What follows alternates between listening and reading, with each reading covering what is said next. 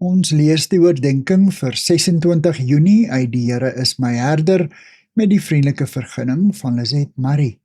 Die titel vanoggend is Rooi tapuit of Groen weivelde. Ons teksvers kom uit Psalm 95 vers 6. Kom ons val in eerbetoon voor hom neer. Kom ons buig. Kom ons kniel voor die Here ons Skepper.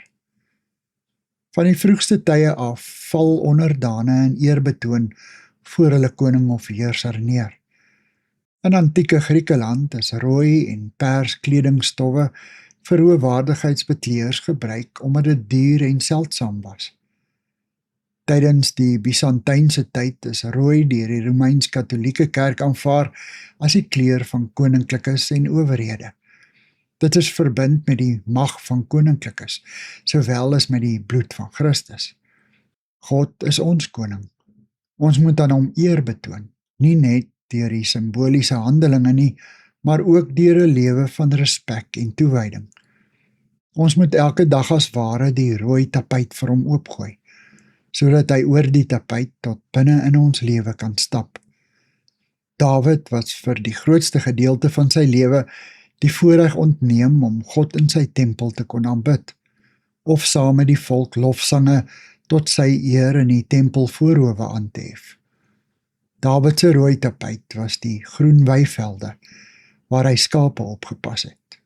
En hier, in die oop veld, het hy sy hande in gebed na God opgehef en lofsange tot sy eer gesing. Die veld was sy tempel, net soos die velde van Bethlehem eeue later vir die herders 'n aanbiddingsplek geword het, toe Christus gebore is, en die lofsange van engele uit die hoogste hemele dwars oor die weiveld weer klink het. Eer aan God in die hoogste hemel, en vrede op aarde vir die mense in wie hy 'n welbehae het.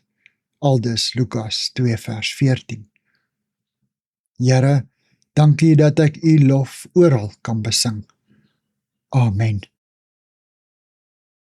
Dankie vir die saamkuier. Ek deel Lizet se kontakbesonderhede in die inligtingsparagraaf van die kanaal. Daar is ook skakels na voorlesings van Lizet se ander publikasies wat hier beskikbaar is.